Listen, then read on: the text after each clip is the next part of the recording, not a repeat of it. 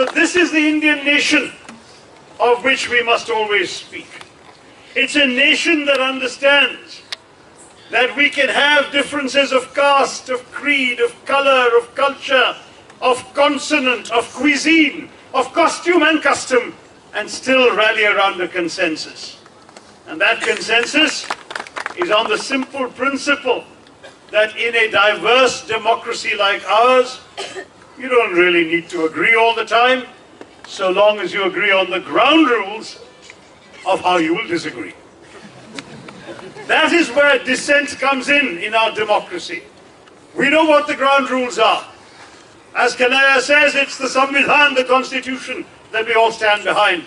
But that Constitution gives us certain rights, and we, all of us, have the right to demand those rights and to ensure they're extended to the weakest sections of our society.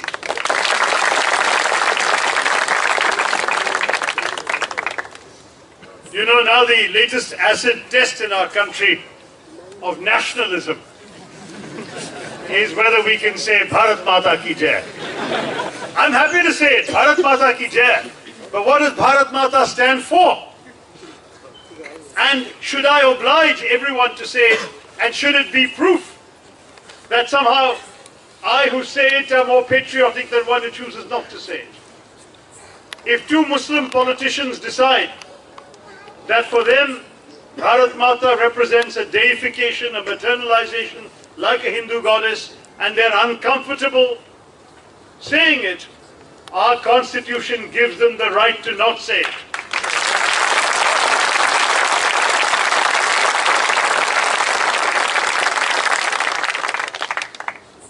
Just as it gives some the right to say it as well, and even to demand it. You were at the India Today conclave, Kanhaiya, the night before I was there, and the anchor began by saying to the whole audience, say after me, Bharat Mata Ki Jai. And then he said, raise your hands who all said it. I actually didn't raise my hand because I don't like saying it. And then he said, raise your hands those who refuse to say it.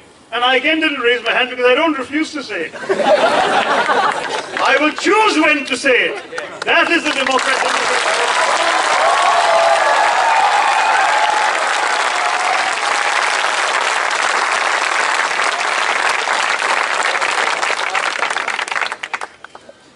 The fact of our nation's democracy is very simply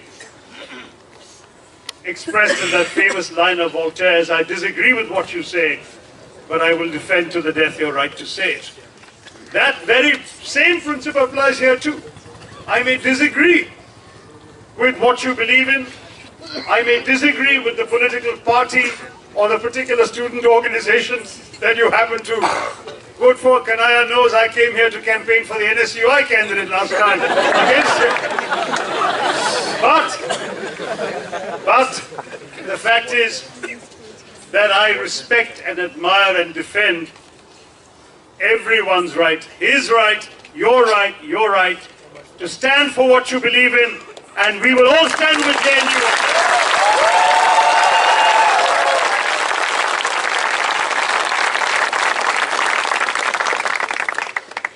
Yes, we are often accused, my senior colleague Rahul Gandhi has been accused, I have been accused of giving aid and comfort to anti-national elements. Right here in JNU. And I must say that some of the slogans reported in the media do trouble me and trouble many good people who are Democrats in our country. Not all of them. Nothing that has been said tonight troubles me. But there were things reported in the papers that I have a problem with. However, does this amount to sedition? Is it grounds to arrest 3 students, take them, have thuggish lawyers beat them in the courtroom?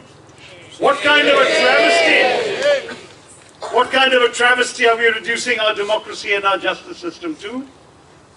As far as sedition is concerned, I actually had introduced a private member's bill back in December to amend the sedition law.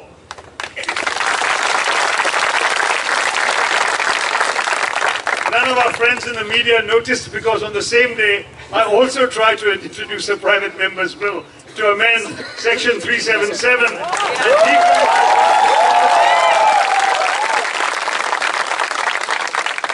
and that one, as you know, our friends in the BJP would not even let me introduce it.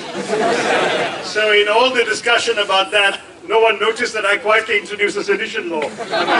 So it's there on the books of Parliament, and what I've said in that is that anything you can say against the government is constitutional.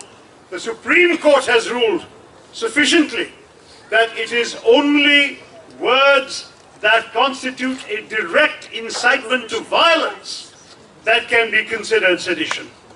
But unfortunately, the Supreme Court says one thing, and the police at various levels, including apparently the Delhi police, do another thing. Now we leave it to the courts to decide what is sedition and what is not sedition. But in the meantime, we in Parliament have an obligation to change the law, and I believe we should stand up for it and amend the Sedition Act.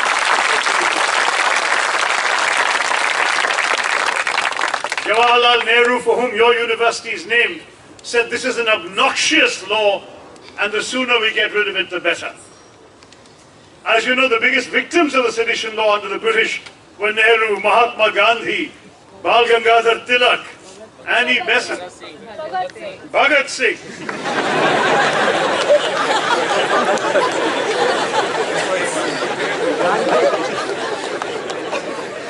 Yeah, Bhagat Singh was the Kanhaiya Kumar of his time.